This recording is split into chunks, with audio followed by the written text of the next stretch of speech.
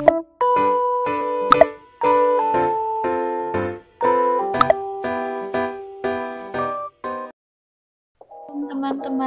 pada kesempatan kali ini saya akan menyampaikan video tentang ibadah dalam kehidupan sehari-hari. Selamat menonton.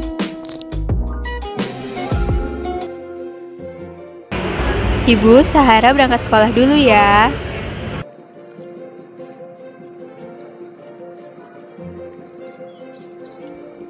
Sahara, jangan lupa bekal makananmu ya, Nak.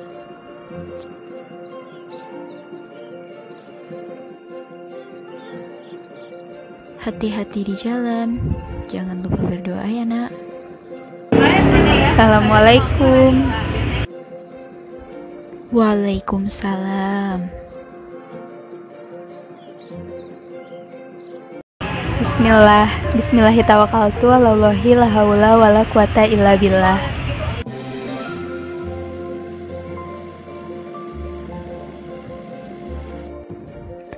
Hai Sahara, dari mana saja kamu? Hai Tasya, aku baru sampai. Sahara, ayo cepat. Kita harus ke kelas sebelum telat. Hari ini kita belajar apa, Tasya? Hari ini sepertinya kita belajar pendidikan agama Islam. Assalamualaikum, apa kabar semuanya? Semoga kalian semua sehat ya. Alhamdulillah sehat, Bu. Baiklah, hari ini Ibu akan menjelaskan tentang ibadah.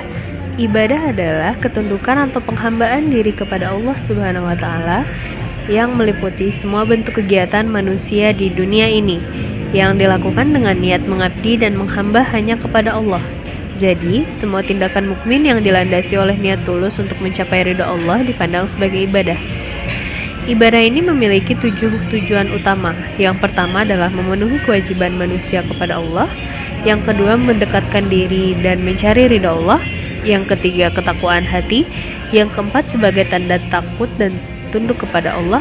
Yang kelima, mendapatkan ganjaran pahala yang berlipat ganda. Yang keenam, mengharapkan ampunan dan syurganya. Yang ketujuh, menumbuhkan rasa disiplin diri terhadap waktu. Nah, anak-anak, ibadah sendiri terdapat beberapa macam. Dilihat dari segi umum dan khusus, ibadah dibagi menjadi 2 macam. Yang pertama adalah ibadah khosoh, yaitu ibadah yang ketentuannya telah ditetapkan dalam nas atau dasar hukum yang jelas, seperti sholat, zakat, puasa, dan haji. Yang kedua adalah ibadah ammah, yaitu semua perilaku baik yang dilakukan semata-mata karena Allah Subhanahu wa Ta'ala, seperti bekerja, makan, minum, dan juga tidur. Yang kedua, ditinjau dari segi kepentingan perseorangan atau masyarakat, ibadah dibagi menjadi 2, yaitu ibadah wajib dan ibadah ijtima. Ibadah wajib atau ibadah fardu ini seperti sholat dan puasa, sedangkan ibadah ijtima seperti zakat dan haji. Lalu, dilihat dari cara pelaksanaannya, ibadah dibagi menjadi 3. Ibadah jasmaniyah dan ruhiyah seperti sholat dan puasa, ibadah ruhiyah dan amaliyah seperti zakat, ibadah jasmaniyah, ruhiyah, dan amaliyah seperti pergi haji. Ditinjau dari segi bentuk dan sifatnya, ibadah dibagi menjadi 5, yaitu ibadah yang berupa pekerjaan tertentu dengan perkataan dan perbuatan seperti sholat, zakat, puasa, dan haji. Yang kedua, ibadah yang berupa ucapan seperti membaca Al-Quran, berdoa, dan berzikir. Yang ketiga, ibadah yang berupa perbuatan yang tidak ditentukan bentuknya seperti membela diri, menolong orang lain, mengurus jenazah, dan juga jihad. Yang keempat, ibadah yang berupa menahan diri seperti ihram, puasa, dan juga itikaf. Dan yang terakhir, ibadah yang sifatnya menggugurkan hak seperti membebaskan hutang atau membebaskan hutang orang lain. Selain itu, ada juga yang namanya ibadah mahdoh. Ibadah mahdoh yaitu ibadah yang telah ditetapkan oleh Allah dengan tingkat, tata cara, dan perinciannya. Bentuk ibadah ini ada 4. Yang pertama, keberadaannya harus berdasarkan adanya dalil perintah baik Al-Quran maupun As-Sunnah. Yang kedua, tata caranya harus berpola kepada contoh Rasulullah SAW. Yang ketiga, bersifat suprarasional atau di atas jangkauan akal. Dan yang keempat, azasnya adalah taat. Dan yang terakhir adalah ibadah ghairu mahdoh, Ibadah ghairu mahdhah adalah semua amalan yang diizinkan oleh Allah Subhanahu wa taala. Contohnya belajar, berzikir, menolong orang tua, dan lain sebagainya.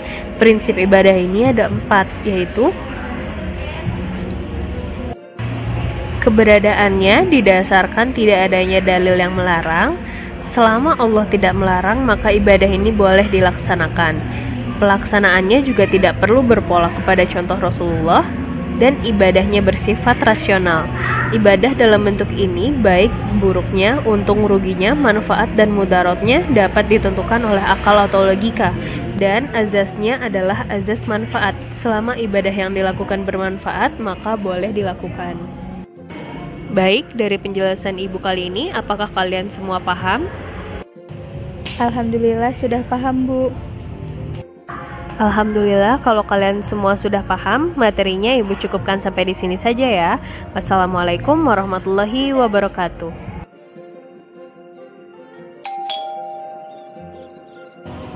Assalamualaikum, Bu. Sahara pulang. Waalaikumsalam. Sahara udah pulang. Ganti dulu bajunya ya, Nak.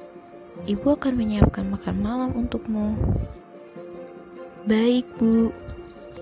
Biar Sahara bantu, Bu. Gak usah, Nak. Kamu pasti capek. Tidak apa, Bu. Tadi Sahara belajar bahwa setiap perbuatan yang dilakukan dengan ikhlas merupakan ibadah dan mendapatkan pahala.